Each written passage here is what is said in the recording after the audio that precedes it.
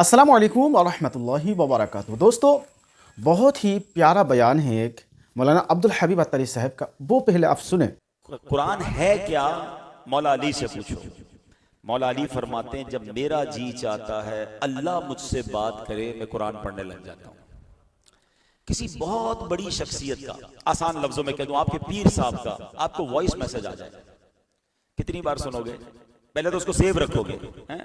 और बार बार सुनोगे, मेरा नाम लिया है, मुझसे बात की है, मुझे कहा है, जिससे प्यार है ना उसका मैसेज बंदा संभाल के रखता है। ऐसा ही है कुरान। आप जब भी पढ़ते हैं ना, आप समझे अल्लाह आपसे बात फरमा रहा है, कलाम इलाही है।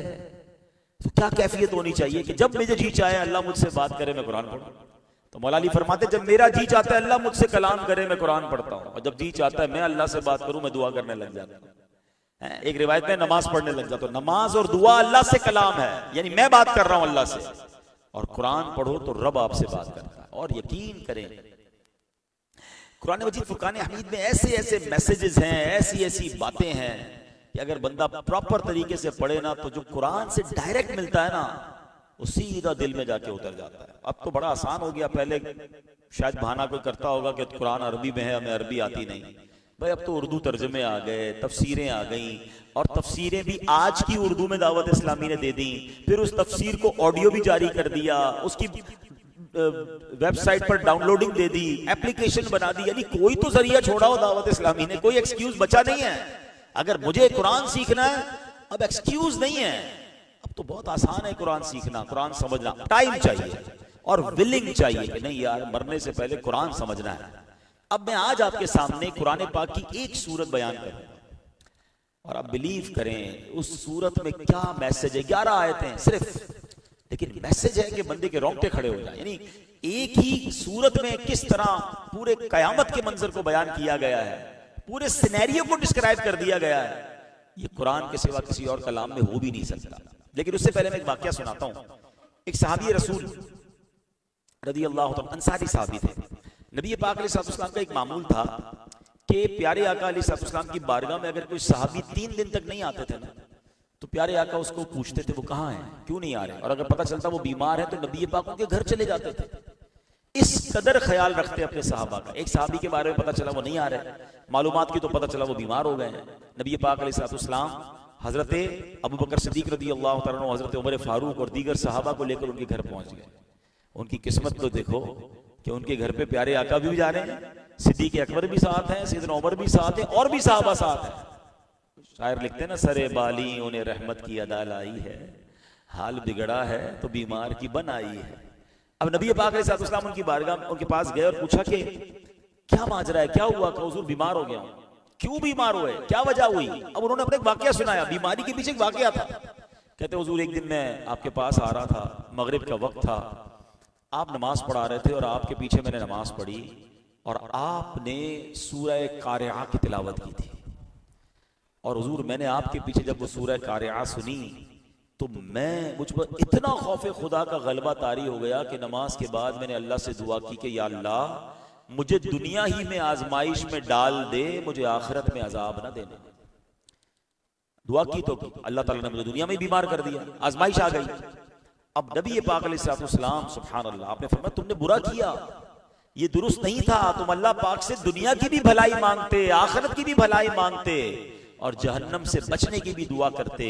नबी पाक अलैहिस्सलाम ने फरमाया अभी भलाई, दुनिया की भलाई की दुआ मांगो। उस सहाबी ने हाथ उठाए, दुनिया की भलाई की दुआ मांगी। नबी पाक ने भी उनके लिए दुआ मांगी, और जैसे ही दुआ मांगी सुभान अल्लाह, सहाबी रावी कहते हैं सहाबी ऐसे खड़े हो गए किसी ने रस्सियों से आजाद कर दिया, बिल्कुल तगड़े हो गए, सेहतमंद हो गए। दुआ किसने की थी?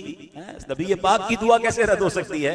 आला हज़रत लिखते हैं ना, इजाबत का सहरा, इनायत का जोड़ा, दुल्हन बन के निकली दुआए मोहम्मद, इजाबत ने झुककर गले से लगाया, बड़ी नाज से जब दुआए मोहम्मद सल्लल्लाहु अलैहि वसल्लम। तो अब नबी पाक ने क्या तरबियत, अब इस पूरे वाकये में बहुत सारी बातें सीखने वाली हैं। पहली बात, ये सहाबी नमाज कैसी पढ़ते थे, इनकी नमाज में तवज्जो कैसी थी, इनकी कुरान फहमी कैसी थी कि इमाम साहब क्या पढ़ रहे हैं, और वो समझ भी रहे और उसका असर भी महसूस कर रहे हैं। काश मुझे और आपको भी इतना कुरान समझ आ जाए कि जब इमाम साहब तिलावत करें तो हम समझ रहे हो कि बात क्या हो रही है। अल्लाह की कसम, मैं सही बता रहा हूं, जिस दिन आपको कुरान समझ आने लग गया ना और कोई अच्छा कारी इमाम मिल गया, आपका जी नहीं चाहेगा इमाम साहब रुकू में जाएं।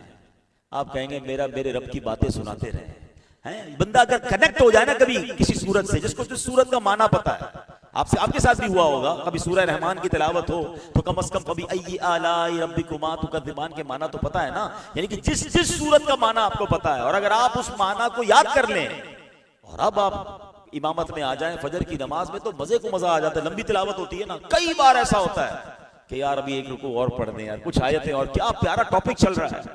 लेकिन ये उसके लिए ना जिसको कुरान समझ आए। अब यहां तो लोग अपने कारोबार का हिसाब कर रहे होते हैं नमाज के अंदर। कभी आप अपना टेस्ट लीजिए, अभी भी कई ऐसे होंगे जिन्होंने इशा पढ़ी होगी यहां पर, आप कभी, अभी तो चले देर हो गई ना, आप इशा की नमाज का सलाम फेरकर, मगरिब की नमाज का सलाम फेरकर 2-3 मिनट अपने आप से पूछ ले इमाम साहब ने क्या पढ़ा था पहली रकत में और दूसरी रकत में क्या पढ़ा था। 90% लोगों को नहीं पता होगा, क्योंकि उस वक्त तो दिमाग ही कहीं और होता है ना। अच्छा, ये एक फार्मूला भी है, ये भी चले समझ लें। कुछ लोग कहते हैं कि यार नमाज में दिल नहीं लगता, फोकस नहीं मिलता, खुशू खुजू नहीं आता। उलमा कहते हैं एक इसका तरीका यह है कि नमाज तर्जमे के साथ याद कर लो।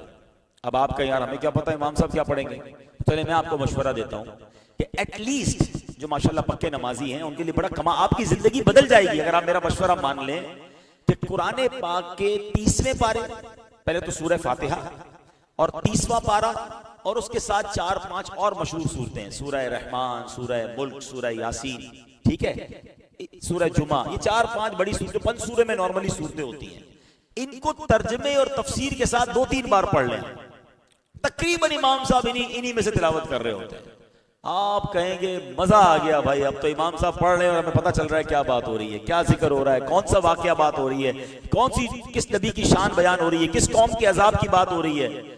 आप हैरान हो जाएंगे। देखिए साहबा कैसे सुनते थे कि सूरह कारिआ सुनी और रिक्कत खौफ खुदा में डूब गए। अल्लाह उनके सदके हमें ऐसी नमाजें अता फरमा, ऐसी कुरान फहमी अता फरमा। दूसरी बात सीखने को क्या मिली कि दुआ क्या करनी है। हाँ, कुछ लोग जज्बाती होकर बड़ी अजीब अजीब दुआएं कर लेते हैं। नहीं, ये तो चले खौफ खुदा का एक गलबा था, उन्होंने ये दुआ की। लेकिन ऐ मेरे प्यारे इस्लामी भाइयों, अल्लाह से कभी आजमाइश की दुआ नहीं करनी चाहिए। हाँ, मेरे रब के खजाने कम थोड़ी है, किससे मांग रहे हैं किसी दुनिया वाले से थोड़ी मांग रहे हैं किसके पास 2 चीजें एक ही दे सकता है। नहीं, ऑप्शन थोड़ी है कि 2 में से 1 ले लो। अरे मेरे रब के खजाने, मांगने में क्या शर्माना है, बेहतरीन मांगो। और अल्लाह कुरान में खुद हमें, अच्छा मजे की बात देखिए, मैं आपको एक और, अल्लाह करे मैं बात प्रॉपर समझा दूं, इसको दुनियावी एग्जाम्पल के जरिए समझाता हूं। किसी जगह पर आपने टेस्ट देने जाना है और टीचर कहे कि ये वाले सवाल याद कर लो, मैंने यही पूछने तुमसे, काम आसान हो गया ना है? हमने दुआ किससे मांगनी है कि मिलके जवाब दो ना। दुआ कबूल किसने करनी है? और अल्लाह खुद ही बता दे मुझसे ऐसे मांगो। आप इसका लेवल समझ रहे हो? मांगना किससे, देना किसने, कबूल किसने करना है, और अल्लाह ही फरमाए ऐसे मांगो। साडा तो मसला ये लोग गया ना। तो ये कौन सी दुआएं हैं? ये कुरान की दुआएं हैं। अल्लाह फरमा रहा है मुझसे ऐसे मांगो, रब्बना आतिना फिद दुनिया हसना व फिल आखिरति हसना व क़िना अज़ाबन नार। अल्लाह तूने ही कहा मुझसे ऐसे मांगो, हमने मान लिया, बता भी फरमा दे। बिल्कुल कमाल की दुआएं। सबसे पहले कुरानी दुआएं याद करें आप। रब्बि जअलनी मुकीमस सलाती व मिन ज़ुर्रियती रब्बना व तक़ब्बल दुआ। ये कितनी दुआएं आप पढ़ते हैं, ये सारी कुरानी दुआएं हैं। अल्लाहुम्मा, अच्छा अल्लाह हमारे माँ बाप के लिए हम कैसे दुआ मांगे वो भी कुरान में सिखा रहा है। रब्बिरहम्हुमा कमा रब्बयानी सगीरा। अल्लाह कुरान में कहता मुझसे कहो कि अल्लाह मेरे माँ बाप को ऐसी रहमत फरमा जैसी उन्होंने बचपन पर हमें पाला था, बचपन में रहमत की थी। लुक हाउ इजी, यानी सुभान अल्लाह कि ऐसी रहमत है कि ऐ मेरे बंदो मुझसे ऐसे मांग लो, मैं तुम्हारी झोलियां भर दूंगा। अच्छा खुद रब कुरान में ये भी फरमा रहा है उदऊनी अस्तजिब लकुम, मांगो मैं तुम्हें अता करूंगा। यानी ओपन गेट है, एंट्री पास भी खुद अता फरमा रहा है और कह रहे आ जाओ अंदर। मगर फिर भी टाइम नहीं है, फिर भी दुआ का शौक नहीं है। अल्लाह अकबर। बेस्ट दुआएं मैं आपको बता देता हूं आज, बेस्ट दुआएं यानी मकबूल ही मकबूल है ना। एक कुरानी दुआएं और एक हदीस की दुआएं। हाँ, मेरे आका ने जो मांगा, महबूब की बातें है ना। मेरे अल्लाह के प्यारे ने अल्लाह से कैसे मांगा, हम तो मांगते वक्त भी ये जहन बना ले कि अल्लाह यही बातें तेरे हबीब ने तुझसे की थी, अल्लाह मैं भी उनकी नकल कर रहा हूं, मुझे भी अता फरमा दे। तो अगर प्यारे आका की दुआएं, इसकी बाकायदा किताबें मिलती हैं, कुरान और हदीस की दुआएं। और मेरा एक और तीसरा मशवरा भी याद दे दें कि दुआएं अरबी में याद कर लें। उर्दू में भी दुआ किसी भी जबान में मांगे हो जाएगी, आप मेमनी जबान में मांगे, पंजाबी में मांगे, बल्कि दिल में मांगे, अल्लाह तो दिल की भी आवाज को सुन लेता है। ठीक है, एक तो अरबी लुगतुल कुरान है, लुगतुल हबीब है सल्लल्लाहु अलैहि वसल्लम। दूसरा क्या होगा कि वही अल्फाज होंगे जो कुरान के अल्फाज होंगे, वही अल्फाज होंगे जो हदीस के अल्फाज होंगे। लेकिन अरबी दुआओं का माजरा यह है कि एक तो उसको प्रॉपर तलफ्फुज से याद कर ले और दूसरा उसका तर्जमा भी याद करे। आपको पता होना चाहिए मैं क्या मांग रहा हूं। और खुदा की कसम जिस दिन आपको अरबी दुआएं समझ आने लग गई ना, आपको उर्दू में दुआ करने को जी नहीं चाहेगा। मेरा ये टॉपिक नहीं है, कभी मौजू हुआ तो मैं सिर्फ इस बयान करूंगा कि अरबी दुआओं के अंदर जो बंदा मांगता है वो उर्दू में मांग भी नहीं सकता। हाय हाय हाय, मुख्तसर लफ्ज हैं और किधर क्या अंदाज है मेरे आका का। अब अपनी फैमिली के लिए दुआ करनी है, ठीक है ना, हम क्या दुआ करते हैं, अल्लाह बच्चों को ठीक कर दे, हमारे घर में रहमत कर दे, बरकत कर दे, दैट्स इट। अब सुनो मेरे आका फैमिली के लिए कैसे दुआ करते हैं। रब्बना हब लना मिन अज़वाजिना व ज़ुर्रियातिना कुर्रत अयुन वजअलना लिलमुत्तकीना इमामा। अल्लाह मेरे घर वालों में, मेरे बच्चों में आपस में प्यार कर दे, मोहब्बत कर दे, इन्हें मेरी आंखों की ठंडक बना दे, और अल्लाह हम सबको मुत्तकियों का इमाम बना दे। अरे फैमिली मुत्तकियों का इमाम बन गई तो फिर चाहिए कि अब मेरा तो मसला ही हल हो गया ना। तो मैं उस बात को क्यों ना फॉलो करूं जो नबी पाक ने बताया। अल्लाह से कभी आजमाइश की दुआ नहीं करनी, ऑलवेज मांगे और रच के मांगे। हाँ, सब मांगो, दुनिया भी मांगो, आखिरत भी मांगो, अल्लाह की रिजा भी मांगो। कंजूसी क्यों करनी है दुआ में? मेरे पास थोड़ा है, अल्लाह के पास थोड़ा थोड़ी है। और कमाल देखो, दुनिया वालों से मांगो तो बंदा बुरा लगता है, बार बार मांगता है, यार ये तो मांगने वाला हो गया है, मोबाइल भी नंबर भी ब्लॉक कर देते हैं। अल्लाह की शान देखो, जो जितना मांगता है अल्लाह उसे उतना पसंद फरमाता है। हम ही है जो मांगने में भाग जाते हैं। अरे मांगो भाई, दुआ इबादत का मग़ज़ है। अच्छा, अब आगे चलें। ये बात भी सीखने को मिली कि अल्लाह से कभी भी आजमाइश ना मांगे। अच्छे से एक और बात भी सीखने को मिली कि मांगते वक्त ये भी ख्याल रखा करो, जबान से मुंह से बात निकालते हुए क्या पता ही कबूलियत की घड़ी हो, उल्टी सीधी बातें कर रहे होते लोग, अपने बच्चों को बदुआएं दे रहे होते। बच्चे ने तंग किया, तेरे को कीड़े पड़ी। औरतें मेरा बयान सुन रही होंगी या बाद में सुनेंगी, खास तौर पे माँ बाप को कभी गुस्सा आ गया, अब बेटे के लिए कोई बुरी दुआ कर दी, बच्ची के लिए बुरी दुआ कर दी, अब बाद में कोई बच्चा परेशान, माँ भी परेशान, हम भी परेशान होंगे ना, हमारे बच्चे तकलीफ में आ गए थे। बद्दुआ किसी को ना दें, हाँ, क्योंकि क्या पता ये मकबूलियत का वक्त हो, कबूलियत की घड़ी हो। अच्छी बातें जबान से निकालें, बेहतरीन बात निकालें। एक बुजुर्ग के बारे में आता है, पॉजिटिव कैसे सोचते थे हमारे बुजुर्ग।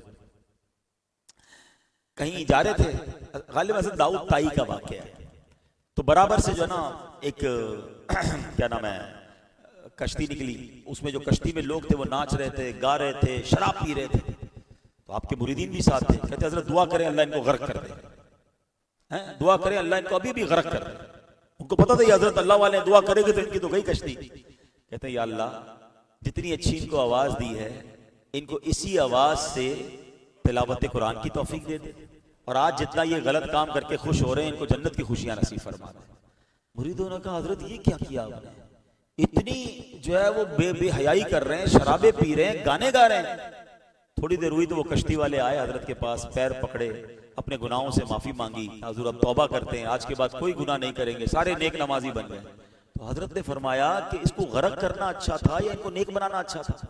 अब ये तिलावत करेंगे इसी आवाज से, अब शराब से तौबा कर ली, अल्लाह इनको जन्नत की शराब नसीब फरमा देगा। तो हम पॉजिटिव दुआ कर दें ना, तंग है अगर किसी से तो या अल्लाह इसको नेक कर दे, इसकी इस्लाह कर दे, इसको मेरा दोस्त कर दे, इसको अच्छा कर दे। हम क्यों चाहते हो बर्बाद हो जाए, उसका पैर टूट जाए, उसका कारोबार तबाह हो जाए? नहीं, बुरी दुआ नहीं, दुआए जरर नहीं, दुआए रहमत, अच्छी दुआ करें। बहरहाल अब आते हैं सूरह कारिया पर। सूरह कारिया तो ऐसी है कि अगर मैं इसको प्रॉपर बयान करूं ना तो फजर तक बयान करता रहूं। एक ही सूरत में इतना कुछ है, इतना कुछ हिल जाता है। मैं मुख्तसर कोशिश करूंगा। अब पहले तो मैं सूरत की तिलावत करता हूं। बिस्मिल्लाहिर्रहमानिर्रहीम। अल कारिअतु मल कारिआ वमा अदराका मल कारिआ यौम यकूनुन नासु कल फराशिल मबसूस व तकूनुल जिबालु कल इहनिल मनफूश फअम्मा मन सकुलत मवाज़ीनुहु फहुव फी ईशतिर रादियह व अम्मा मन खफ्फत मवाज़ीनु फ़उम्मुहु हाविया वमा अदराका मा हिया नारुन हामिया। 2 मिनट लगे पूरी 11 आयतें तिलावत करने में, 2 मिनट लगे, मगर अल्लाह अकबर, इन 11 आयतों में, इन 2 मिनट की तिलावत के अंदर जो मैसेज है ना, समझ लो ये पूरी जिंदगी गुजारने के लिए काफी है। इंसान को नेक बनना हो, इंसान को तौबा करनी है, इंसान को अच्छा इंसान बनना, ये एक सूरत काफी है। अब सोचो पूरे कुरान में कितना कुछ होगा। 11 आयतों में इतना कुछ है। अभी आप सुनेंगे तो अगर 6600 से ज्यादा आयतें बताई जाती है कुरान में, कितना कुछ होगा। पढ़ेंगे तो पता चलेगा ना कि खजाने कैसे कैसे हैं, कितने डीप मैसेजेस हैं। अब पहले तो कुरान के स्टाइल समझे। अल क़ारिअतु मल क़ारिअ वमा अदराका मल क़ारिअ, दिल दहलाने वाली। क्या है वो दिल दहलाने वाली? तूने क्या जाना क्या है दहलाने वाली? वमा अदराका मल क़ारिअ। ये कुरान का एक बहुत खूबसूरत स्टाइल है, उस्लूब है। कुरान सवाल भी खुद करता है, उसका जवाब भी खुद देता है। ये दो तीन जगह, कई जगह पर हुआ है। इन्ना अंज़लनाहु फी लैलतिल क़द्र वमा अदराका मा लैला, तुमने क्या जाना लैलतुल क़द्र क्या? कुरान सवाल करता है। इसका मतलब क्या है कि सवाल करके अटेंशन दी जा रही है कि गौर कर लो, कोई बड़ी चीज आने वाली है। There is something big is coming. इसका जवाब कुरान ही देगा आगे कि क्या है क़ारिआ, क्या है लैलतुल क़द्र। जब भी ये लफ्ज आएगा वमा अदराका मल क़ारिआ वमा अदराका मा लैलतुल क़द्र वमा अदराका मा हिया, उसके बाद कुरान ही बताएगा वो क्या है। लेकिन ये सवाल का मतलब ये है कि अब तवज्जो दो, कोई बड़ी बात होने जा रही है। ठीक है, अब वो आगे कुरान बताएगा कि क़ारिआ क्या है। लेकिन अब क़ारिआ लफ्ज की अगर तफसीर में जाएं तो कयामत के नामों में से एक नाम क़ारिआ है। और करउन, ये अरबी जबान का लफ्ज है, ये करउन से निकला है। गरजदार आवाज, बड़ी दिल दहलाने वाली आवाज को करउन कहते हैं। और ये आवाज इतनी जितनी जोरदार होगी उतनी ही दिल दहलाने वाली होगी। अभी कभी हम बैठे हो अचानक और ब्लास्ट हो जाए, पीएमटी फट जाए, ओए होए होए, दिल हिल जाता है। बंदा थोड़ी देर के लिए कप आ जाए, ट्रक का टायर फट जाता है, घर पे बंदा उड़ जाता है। कोई अचानक करीब कोई शादी हो और कोई आतिशबाजी करे, हम घबरा के उड़ जाते हैं। नींद कर रहे हैं, अचानक कोई जोर की आवाज, बंदा घबरा के उड़ जाता है। ये छोटी मोटी आवाज पर हमारा दिल दहल जाता है। और बाज औकात काफी देर तक दिल पर एक कपकपी तारी रहती कि यार इतनी देर हो गई लेकिन अभी तक दिल धक धक कर रहा है, अभी तक घबराहट है। ये दुनिया की चंद चीजों में हमारा हाल है। आपको पता है कयामत के दिन क्या होगा? अब जरा सुनिए। जब सब लोग अपने अपने कामों में मसरूफ होंगे, कोई घर में होगा, कोई बाजार में होगा, ताजिर कारोबार में मसरूफ होंगे, किसान खेतों में काम कर रहे होंगे, कोई खाना खा रहा होगा, कोई खवातीन अपने घर के काम काज में मसरूफ होंगी, कोई अपने दोस्तों के साथ बैठे बातें कर रहा होगा। इस वक्त अचानक जोरदार जलजला बरपा होगा, पूरी जमीन हिल जाएगी, आसमान फट जाएगा, तारे बारिश की तरह जमीन पर छट जाएंगे, बुलंदो बाला पहाड़ टूट फूट कर रेजा रेजा हो जाएंगे, बड़े बड़े सैयारे आपस में टकराकर फिनिश हो जाएंगे। तसव्वुर कीजिए कैसा धमाका होगा, कैसी कड़कदार आवाज होगी। अल्लाह यही तो फरमा रहा है, वमा अदराका मल क़ारिआ, तुम्हें क्या पता वो कैसी दिल दहलाने वाली आवाज होगी। कुरान में एक और जगह कयामत ही के जलजले को कुरान ने बयान किया। आजकल 7.1 7.2 का मैग्नीट्यूड का जलजला आया, उसकी वीडियो देखते हम इधर दिल हिल जाते हैं। यार कैसे बिल्डिंग गिर रही है, कैसी इमारतें हिल रही है, कितना खौफ होता है लोगों में। कुछ भी नहीं है।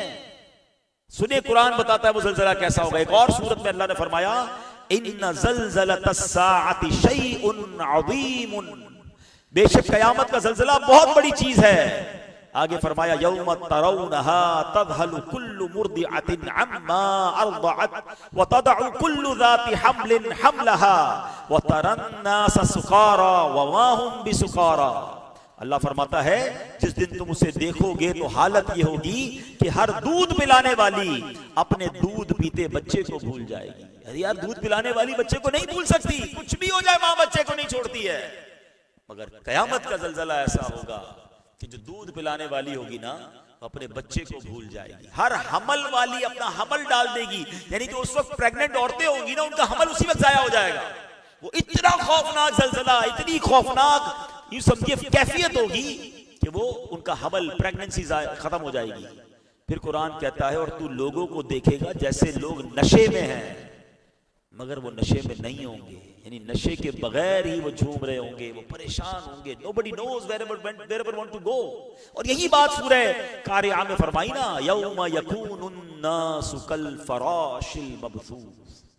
लोग कैसे होंगे? आदमी फैले हुए परवानों की तरह होंगे। परवाने देखे होंगे आपने, बारिश में छोटे छोटे पतंगे होते हैं, उनकी कोई डायरेक्शन नहीं होती, कोई इधर जा रहा है कोई उधर जा रहा है, टकरा के गिर रहे हैं, जमीन पे बिखरे हुए होते हैं, आपने देखा होगा। फरमाया जब ये कयामत होगी ना, लोग कब्रों से निकलेंगे और किसी को पता नहीं होगा किधर जाना है।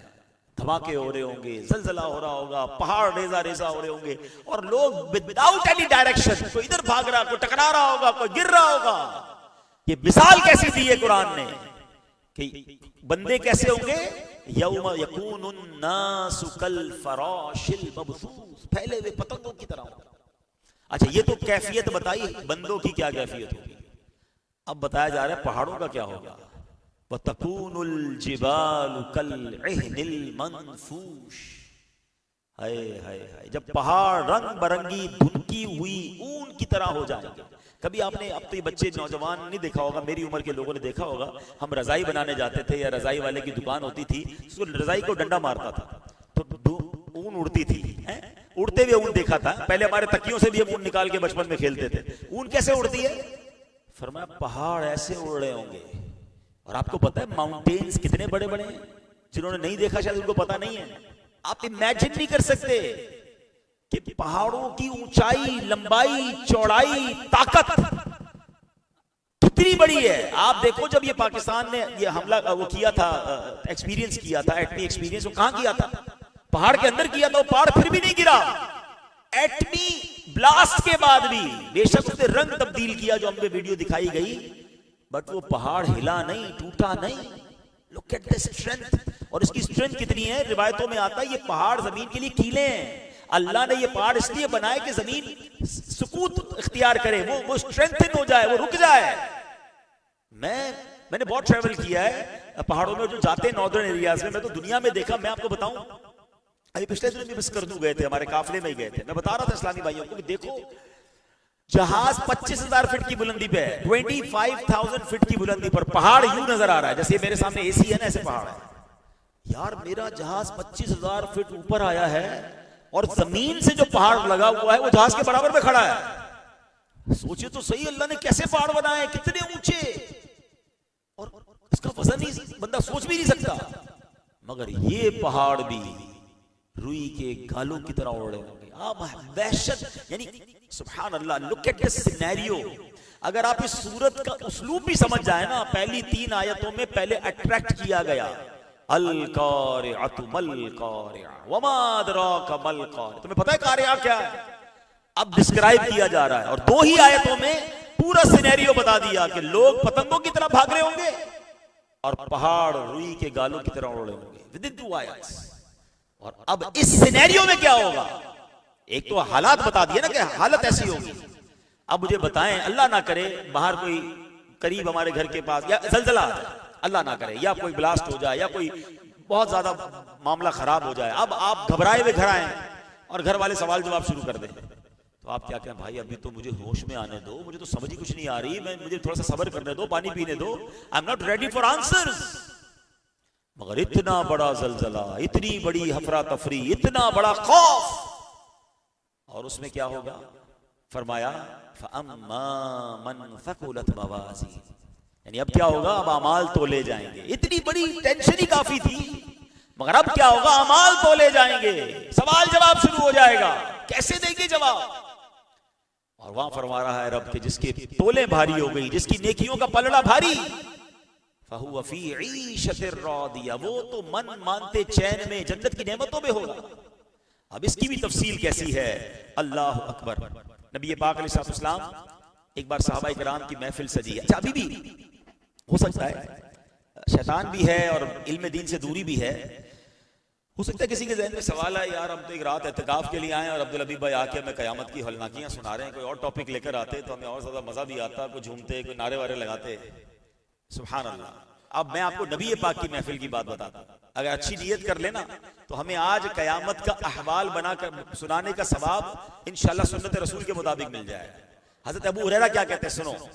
कहते हैं एक बार नबी पाक की बारगाह में महफिल सजी हुई है और प्यारे आका अलैहिस्सलातु वस्सलाम की बारगाह में मैं भी हाजिर हूँ, सहाबा भी हाजिर हैं। और मेरे आका अलैहिस्सलातु वस्सलाम ने क़यामत की जो हजरत इसराफील अलैहिस्सलाम सूर फूंकेंगे ना, उसकी तफसील बयान। जब जरा गौर से सुनिएगा, ये 5-10 मिनट में लूंगा आपके, लेकिन ये आपके लिए शायद बहुत नई मालूमात होगी।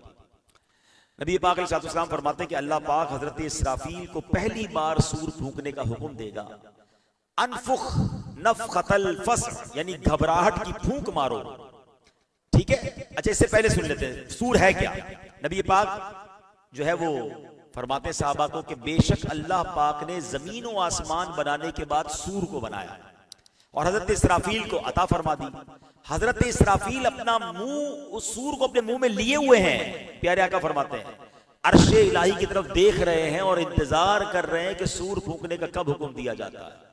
ये 1500 साल पुरानी बात है तकरीबन, यानी आज भी हजरत इसराफील के हाथ में सूर है, मुंह के पास है और अल्लाह के अर्श की तरफ देख रहे हैं कि कब हुक्म होता है। ठीक है, ये नबी पाक फरमा रहे हैं। हजरत अबू हुरैरा फरमाते हैं हमने अर्ज किया हुजूर ये सूर है क्या, इसकी भी कुछ डेफिनेशन बताइए। तो फरमाया ये एक नूरानी सींग है। अर्ज किया गया हुजूर कितना बड़ा है। अब इस तरह की कोई चीज फूंकने वाली हो या कोई आवाज निकालने के लिए बंदा समझता 2-4 फीट का होगा, नहीं। नबी पाक फरमाते हैं कि ये बहुत बड़ा है, उस जात की कसम जिसके कब्जे में मेरी जान है। सूर का दायरा जमीन और आसमान की चौड़ाई जितना है, इतना बड़ा सूर है।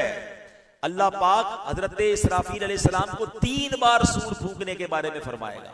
पहली नफखुल फज़ा, घबराहट की फूंक। दूसरी नफखे साक, मौत की फूंक।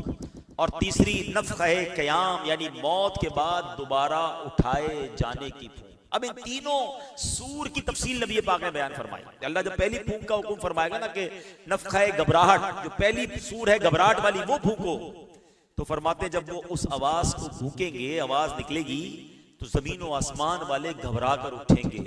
जिसे अल्लाह पाक चाहेगा वो महफूज रहेगा। फिर हजरत इसराफील सूर की आवाज को और लंबा करेंगे, यहां तक कि काफी देर तक वो आवाज दुनिया वाले सुनते रहेंगे। उस आवाज की हौलनाकी ये होगी कि पहाड़ चलने लगेंगे, जमीन रेजा रेजा हो जाएगी, जमीन पर शदीद जलजला तारी होगा।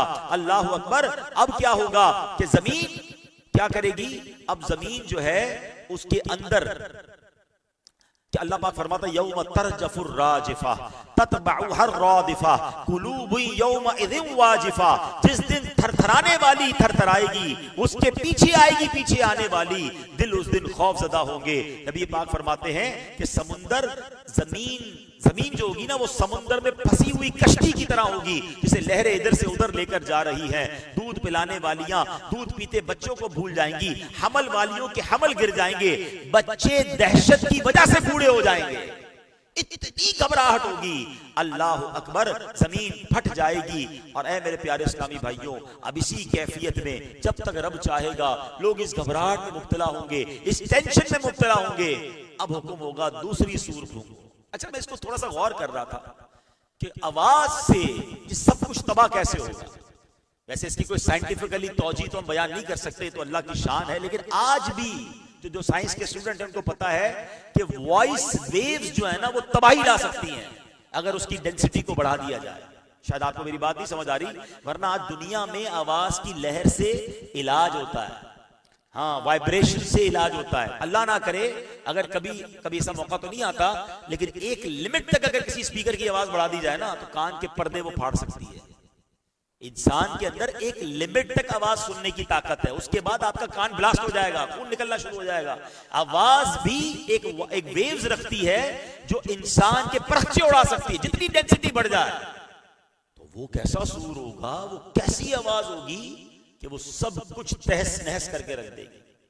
अब हजरत इसराफील दूसरी सूर फूकेंगे, और वो सूर होगी, वो मौत की सूख होगी, फूंक होगी, सूर फूकेंगे। अब आसमानों जमीन वालों पर मौत तारी हो जाएगी। जिसे अल्लाह चाहेगा वो बच जाएंगे, बाकी लोग दुनिया से चले जाएंगे। अब अल्लाह करीम हजरत मलकुल मौत से मलकुल मौत अल्लाह की बारगाह में अर्ज करेंगे, या अल्लाह, आसमान वाले जमीन वाले सब मौत के घाट उतर चुके हैं, मगर जिसे तूने जिंदा रखा। अल्लाह पाक उन जिंदा रहने वालों को खूब जानता है कि कौन जिंदा है, फिर भी फरमाएगा बताओ कौन बाकी है। तो तो मलकुल मौत कहेंगे या रब तू जिंदा है, तुझे कभी मौत नहीं आएगी, तेरे सिवा अर्श उठाने वाले फरिश्ते जिंदा हैं, हजरत जिब्राइल हजरत मीकाइल जिंदा हैं और मैं भी जिंदा हूं।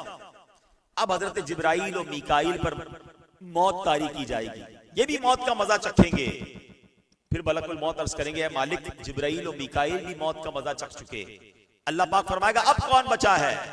अर्ज करेंगे मालिक तू जिंदा है, तुझे कभी मौत नहीं आएगी, तेरे सिवा अर्श उठाने वाले फरिश्ते जिंदा हैं और मैं भी जिंदा हूं। अल्लाह अब पहले अर्श उठाने वाले फरिश्तों पर मौत तारी होगी, फिर हजरत मलकुल मौत पर भी मौत तारी हो जाएगी। अब कोई नहीं होगा दुनिया में। अब अल्लाह करीम फरमाएगा लिमनिल मुल्कुल यौम, आज किसकी बादशाही है? हाय हाय, ये कैसा सवाल होगा जिसका जवाब देने वाला भी कोई नहीं होगा, खुद रब ताला ही जवाब अता फरमाएगा। ये भी कुरान में मौजूद है, लिल्लाहिल वाहिदिल कहार, एक अल्लाह के जो सब पर गालिब है। अब कितना अरसा ऐसा गुजरेगा दुनिया में हमें नहीं पता कि कोई जिंदा नहीं होगा। हय्यू कय्यूम हमारा मालिक होगा। अब जमीन और आसमान को यूं लपेट लिया जाएगा जैसे कागज लपेटे जाते हैं, फिर इस जमीन की जगह कोई और जमीन बिछा दी जाएगी, आसमान की जगह और आसमान बना दिया जाएगा। अब अल्लाह पाक 3 मरतबा फरमाएगा मैं हूं जब्बार, जिसे मेरा शरीक होने का दावा है सामने आए।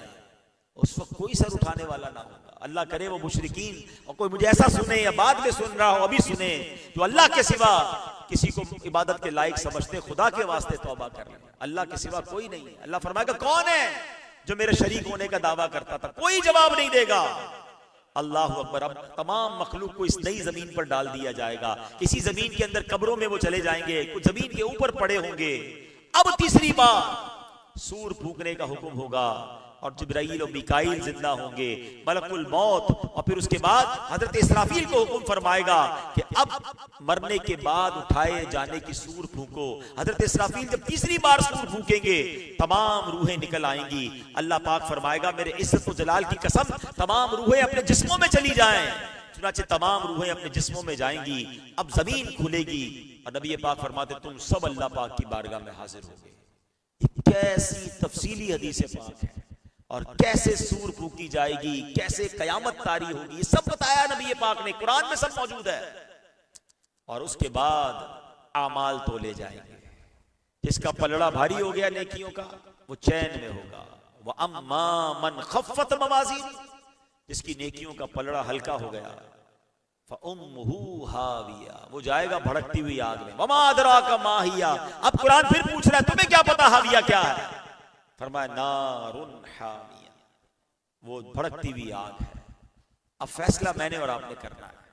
ये कयामत से मैं और आप बच नहीं सकते। ये पूरा मंजर हम सबने देखना है। अल्लाह जिसे उस दिन आसानी में रखे, हम अल्लाह से दुआ करते हैं मैं कयामत की वहशत से बचा ले, मगर डे ऑफ जजमेंट से बच नहीं सकते। वो तो सबको देखना है। कुछ मजे में होंगे, कुछ चैन में होंगे, कुछ अल्लाह के अर्श के साए में होंगे, कुछ नबियों के साथ होंगे, कुछ वलियों के साथ होंगे, उनकी शफाअत होगी, उन्हें जामे कौसर मिलेगा, उनका नामा अमाल सीधे हाथ में दिया जाएगा। ये खुशनसीबों के साथ हो रहा होगा, मगर ये भयानक मंजर भी हो रहा होगा। अब अपने अपने बारे में गौर कर लें, एक ऑडिट कर लेना अपना। यहाँ अकाउंटेंट भी बैठे होंगे, बिजनेस करने वाले भी बैठे होंगे, कि अपनी जिंदगी का एक ऑडिट करें कि अगर मैं आज मर गया, मर तो सकता हूं ना, आज भी मर सकता हूं, आज मर गया तो नेकियों का पलड़ा भारी है या गुनाहों का पलड़ा भारी है?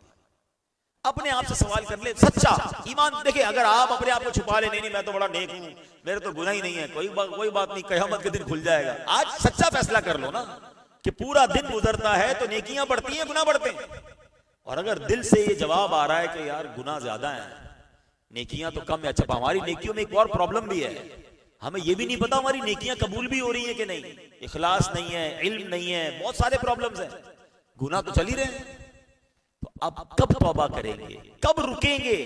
क्योंकि उस दिन एक भी नेकी कोई नहीं देगा, माँ बाप भी नहीं देंगे, कोई दोस्त भी नहीं देगा। यानी ये तो तय हो गया ना कि नेकियों का पलड़ा भारी होगा तो ही जन्नत मिलनी है। तो अब सोच लें कि नेकियों का पलड़ा भारी करना है तो अच्छे अमाल करने हैं, नमाजें पढ़नी है, रोजे रखने हैं, ज़कात देनी है, हलाल काम करने हैं, लोगों को सताना नहीं है, माँ बाप का अदब करना है, क्योंकि ये सारे काम नेकियों वाले काम बनते जाएंगे, पलड़ा भारी होता जाएगा। और अगर हराम रोजी कमा रहे हैं, गालियां दे रहे हैं, बेहयाई कर रहे हैं, बदकारी कर रहे हैं, हैं, लोगों को सता रहे हैं, लड़ रहे हैं, किसी का माल दबा रहे हैं, नमाजें कज़ा हो रही हैं, तो ये गुनाहों का मीटर जारी है। तो प्लीज आज ये नियत करके उठे, आज अल्लाह के घर में बैठे ना कि या अल्लाह मेरा काम कोशिश करना है, मालिक मदद तूने करनी है, आज के बाद मैं नेकियों का पलड़ा भारी करने की कोशिश करूंगा। नेकी को छोटा मत समझिएगा। मैंने बयान के शुरू में बहुत सारी नेकियां, आसान नेकियां आपको बताई हैं, ये सारी नेकियां नेकियों का पलड़ा बढ़ाएंगी। करते चले जाए ना दुरूद पाक। अच्छा, दुरूद पाक की एक और शान बताऊं, सुभान अल्लाह, ये जो बैलेंस शीट है ना, इसको बैलेंस करने का इतना कमाल का वजीफा है कि हदीस पाक में आता है जो कोई एक बार दुरूद पाक पढ़े 10 नेकियां लिख दी जाती हैं, 10 गुनाह माफ कर दिए जाते हैं। यानी हर दुरूद 10 नेकियां, यानी मेरी नेकियों का पलड़ा भारी भी कर रहा है, मेरे गुनाहों का पलड़ा हल्का भी कर रहा है। अब आप बताओ कितने पढ़ रहे हैं? नबी पाक ने कहा था ना, तुम्हारी मर्जी, कितने कम पढ़ो या ज्यादा। मुझ जैसे बंदे को तो ज्यादा पढ़ने हैं कि भाई मेरी नेकियों का पल्ला बहुत हल्का है, मुझे भारी करना है, गुनाह का पल्ला हल्का करना है। एवरी दुरूद will increase your good deeds and decrease your bad deeds. तो पढ़े ना दुरूद पाक। और अब हो सकता है किसी के ज़हन में सवाल आए कि यार मेरा तो गुनाहों का पल्ला बहुत भारी है, क्या होगा, मर जाऊंगा? जब तक सांसें हैं ना, रास्ता है, मरने के बाद कुछ नहीं होगा। वो क्या है? हदीस पाक में आता है, अत्ताइबु मिनज़्ज़म्बि कमल्ला ज़म्बला, गुनाहों से तौबा करने वाला ऐसा है जैसा उसने गुनाह किया ही नहीं है। एक सच्ची तौबा पूरे गुनाहों के पलड़े को जीरो कर देगी, सारा डिलीट हो जाएगा। मगर सच्ची तौबा। अल्लाह के घर में आए हैं, रात बिता रहे हैं, इंशाअल्लाह मुझे बताया गया कि जिक्र व अस्कार भी होगा, आप इंशाअल्लाह तहज्जुद भी पढ़ेंगे, सलातुल लैल भी पढ़ेंगे, खुसूसी दुआ भी होगी। ये मौके होते हैं, बस अल्लाह से वादा करके जाना है कि या अल्लाह मुझे मेरी तौबा कबूल भी कर ले, और अब बकिया जो रह गई है या अल्लाह ऐसी गुजारूं कि तेरी रिजा वाली हो और मेरी नेकियों का पलड़ा भारी हो जाए। अल्लाह की रहमत से दावत इस्लामी ये वो नेमत है हमारे पास कि अगर इस माहौल से वाबस्ता रहे, तो आपने देखा होगा दावत इस्लामी वाले बार बार बुलाते हैं, कुछ इस्लाम में इरिटेट भी हो जाते हैं यार, जब देखो कभी इज्तिमा हो रहा है, रात का इज्तिमा हो रहा है, कभी काफिले की बात करते हैं, कभी कहते हैं भाई नेकी की दावत है, कभी दर्स है। भाई कितनी जगह पर आऊं? सच बताओ, ये बुलाकर क्या कर रहे हैं? ये जहां जहां बुला रहे हैं मेरी नेकियों का पलड़ा भारी कर रहे हैं, मुझे पकड़ पकड़ कर सवाब कर कमाने का मौका दे रहे हैं। यार फला जगह इज्तिमा में आ जाओ, फला महफिल में आ जाओ, फला काफिले में आ जाओ। क्यों? ये किस लिए बुला रहे हैं? क्या इनको कोई वोट चाहिए? आपसे और क्या चाहिए? मुझसे और आप, मेरी और आपकी आखिरत बेहतर कर रही है दावत इस्लामी। हम इतने गुनाह कर चुके हैं कि अब ये चाहते हैं कि यार कुछ नेकियां भी कर लो, तौबा भी हो जाए। तो है मेरे प्यारे इस्लामी, दावत इस्लामी वालों के दस्तों बाजू बने, इनको इग्नोर ना करें, बल्कि ये जो काम कर रहे हैं हम भी उनके साथ मिलकर करें। यार मैं भी बचूंगा, अपने भाइयों को भी बचाऊंगा, मैं भी नेकियां करूंगा। क्योंकि अच्छा, क्या जन्नत पे हमने अकेले जाना है? मेरे बीवी बच्चों ने नहीं जाना, मेरे भाई बहनों ने नहीं जाना, मेरे दोस्तों को नहीं ले जाना। तो कौन कोशिश करेगा उसके लिए? हम करेंगे इंशाअल्लाह। हम खुद भी नेक बनेंगे और अपनी फैमिली को, अपने दोस्तों को, अपने रिश्तेदारों को भी नेकी की दावत देंगे। अल्लाह हमें अमल की तौफीक अता फरमाए। दोस्तों, उम्मीद है कि आपने ये वाला बयान अव्वल से आखिर तक मुकम्मल सुना। इस बयान से आपको क्या क्या बातें सीखने को मिली, कमेंट करके ज़रूर बताइएगा। और इसे जहाँ तक हो सके अपने दोस्त और अहबाब तक ज़रूर शेयर कीजिएगा। हो सके तो लाइक भी कीजिएगा और चैनल को सब्सक्राइब करके हमारे साथ जुड़े रहिएगा। मिलते हैं किसी और वीडियो में, तब तक अपना ख्याल रखें। खुदा हाफिज़। अस्सलामु अलैकुम व रहमतुल्लाह।